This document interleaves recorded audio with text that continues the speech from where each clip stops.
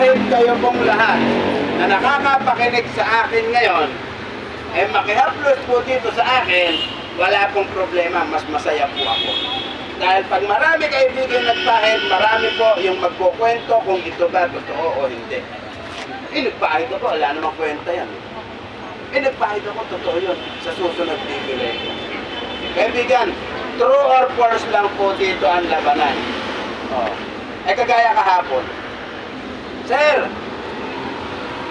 totoo bang ang katas niya ng langis? Ano ba tawag dyan? Ito po kaki petroleum na. Ito po yung ginigiling kinakatas, pinakukuluan sama ng ingredient. Kaibigan, halika, ulit-ulitin ko. Hindi po ako nagmamagic dito. Kaya pag hindi po mo'y apoy ko, mapapasok ka. Ang apoy ko po dito ay mainit na kasusunog.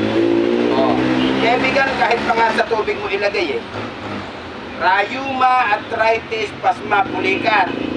Kaibigan, ang tanungan po dito, ano ang masakit sa katawan mo at sino ang may pinakamasakit ngayon, kaibigan, na parte ng katawan, halina po kayo at ala po itong bayan. Hayang, yan po.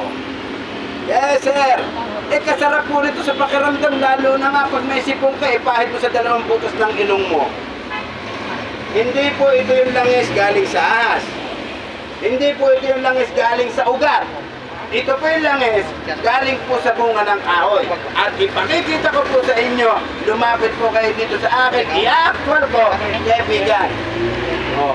Kaya yung may gusto po, alam po itong bayan, sige, dagdagan po ninyo pahit. Baka po masakit ang balakang ninyo, nahihirapan kayong yumuko.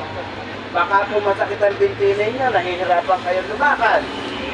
Baka dahil sa pagsusuot mo ng sapatos, pasmado ang paa mo, nagbabasa, pumapawis. Pag nagsuot ka, kaibigan, ng sapatos maghapon, umaamoy bantot, sa umaga, haplos mo to. Mag-aamoy pong mabango pa. Mag-amoy candy. Ay, sus. Pag pasmado pa mo, hubarin mo ang sapatos mo, kaibigan, sa air condition na opisina. Ay, nako, para ka nagsabog ng patay na daga. Sabihin ng mga nandoon, baho ng paanong tao. Kung may pahit nito, ang sasabihin sa'yo, ang bango ng paanong tao. Parang amoy candy yung paa niya. Kaya nga, habang nandito po tayo, testingin po natin. Mapanonood niyo po ako sa Facebook, YouTube, at saka po sa TikTok. Viral po ito, may title po ito, Magic Langis sa harap po na simbahan ng Quiapo.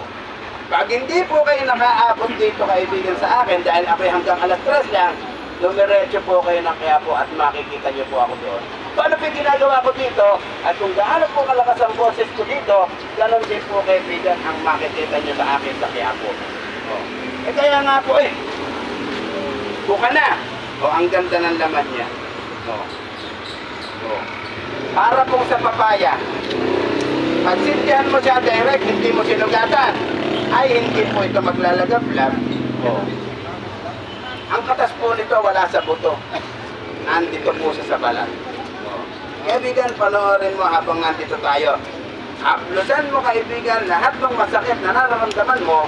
Kaibigan, pag may sipungkat masakit ang ulo mo dahil sa puyat, malaki pa itutulong ito. Inhaler ko na habang lumalakad ka ngayon.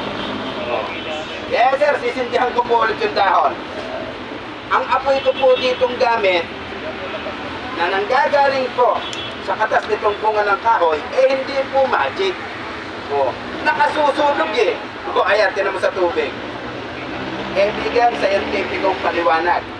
Ang katas po nitong bunga ng kahoy kong dala ay gasolina. Natural. Kaya po makikita ninyo ito sa Google, nasa Facebook, nasa YouTube.